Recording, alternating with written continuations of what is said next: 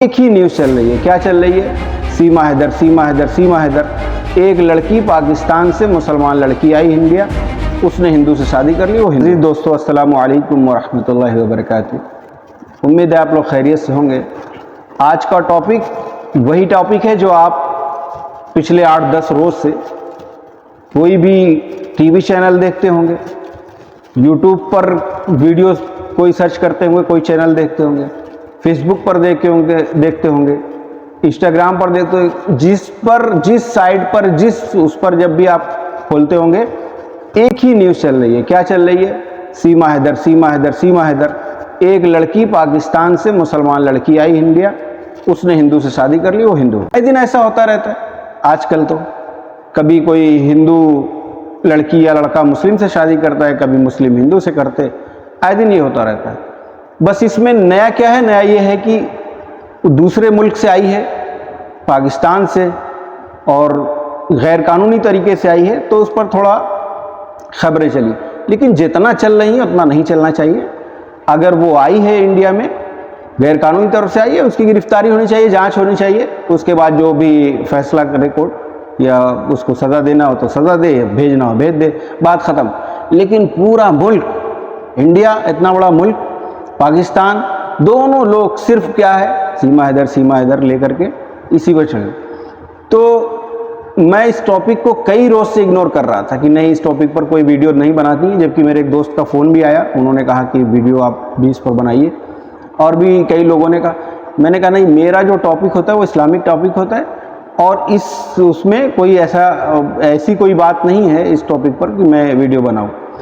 تو پھر آپ کہیں گے کہ آپ کیوں بنانے لگے؟ تو اس کی اصل وجہ یہ ہے کہ آج کچھ ایسا موڑ آیا ہے اس کہانی میں جس کا اسلام سے براہ راست لینا دینا ہے. تو اس کی وجہ سے میں ویڈیو بنا رہا ہوں. اور بات وہ یہ ہے کہ کہانی اس کی سب آپ کو پتہ ہے. جس وجہ سے میں بنا رہا ہوں آج ویڈیو، اس کی وجہ یہ ہے کہ پاکستان سے ایک نیوز آئی، ایک خبر آئی، جس کو BBC نے بھی اپنے ہاں چلایا، اور بھی بہت سارے چینلوں نے. وہ یہ کہ یہ جو لڑکی آئی ہے، اس کی وجہ سے وہاں کچھ ڈاکوؤں نے ہندو مندروں پر حملہ کر دیا، یا دھمکی دے دی کہ ہم کریں گے اگر وہ واپس نہیں آئی. تو خیر، پاکستانی میڈیا نے، پاکستانی حکومت نے ان کی مذمت کی ہے اور ان کو سیکورٹی فراہم کیا ہے، اچھی بات ہے. لیکن تکلیف دہ بات کیا ہے کہ ایک مولانا کوئی ہیں، مولانا میاں مٹھو کوئی نام بتا رہے، کوئی کیا نام ہے مجھے کنفرم نہیں ہے، شاید غالباً وہی میاں مٹھو.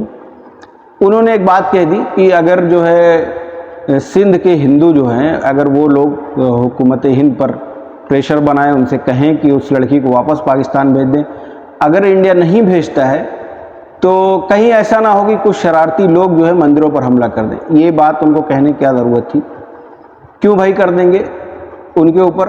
اور ان کا اس میں کیا قصور ہے؟ شرم تو آپ لوگوں کو آنی چاہیے. میں اس ٹاپک پر ایک ویڈیو بنانا چاہ رہا تھا، تو آج اسی میں اس کو لے لیتا ہوں.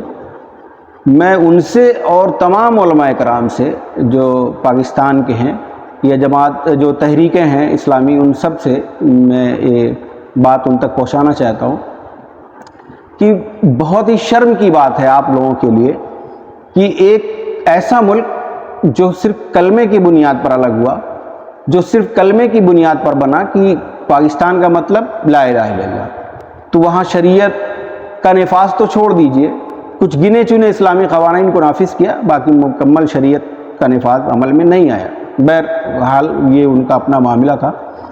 لیکن آپ سوچیں، ایسا ملک جو کلمے کی بنیاد پر الگ ہوا ہو اور کلمے کی بنیاد پر بنا ہو، اس کے رہنے والے لوگ، اس میں پلنے اور بڑھنے والی لڑکی جس کی عمر 27 سال ہو گئی ہو، اور وہ 27 سال 28 سال اس ملک میں رہے، اور اس ملک میں تربیت کا یہ حال، اسلامی تعلیمات کا یہ حال کہ اس کو کلمہ تک نہیں آتا ہے. آپ سوچ سکتے ہیں؟ ہم تو نہیں سوچ سکتے کہ انڈیا میں رہنے والا کوئی مسلمان اس کو کلمہ تک نہ آتا ہو، سورہ فاتحہ نہ آتی ہو. تعجب کی بات ہے. یہ لمحے فکریہ ہے آپ لوگوں کے لیے. اس کا یہاں چلا آنا یہ آپ کے لیے فکر کا پہلو نہیں ہے.